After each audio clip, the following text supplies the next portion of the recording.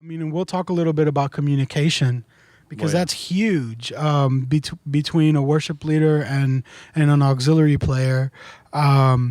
Because the questions that I want to know, that I want to ask anyways, is how long do you want me to take getting from one key to the other? You know, do you want to pray? Do you want to minister on something?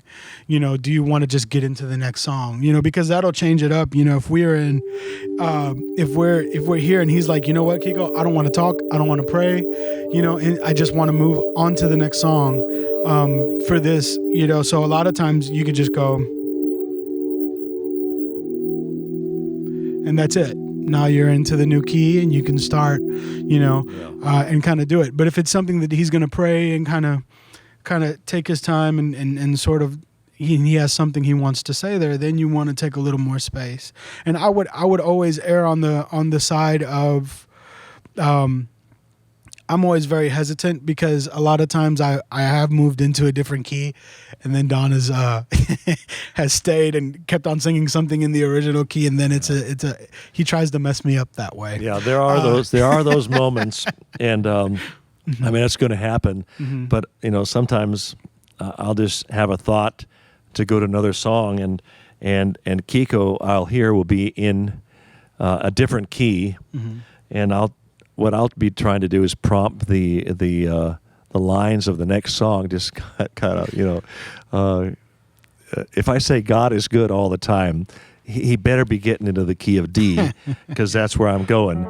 But anyway, it's you got to have communication with your pastor, with your worship leader, and I see a lot of worship leaders that don't lead from piano, making all kinds of emotions behind their back, and you know that almost bothers me a little bit when I see a worship leader up there with their hands behind their back, and they're just kind of, you know, signaling the secret signal. Yeah. I'd almost rather have them turn around to the band and say E flat, guys.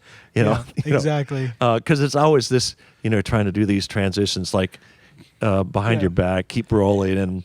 Yeah, I would just rather see you turn around to your band and say, let's sing another chorus or something, rather than these secret signals. You know, like the third base coach in a baseball game. You know. Yeah, that and it depends on your role. You know, if I'm the music director and I'm back there and Don is kind of, you know, and he were going for something, then I would be a little more prone to give some signalage, you know, and talk to the guys and all that.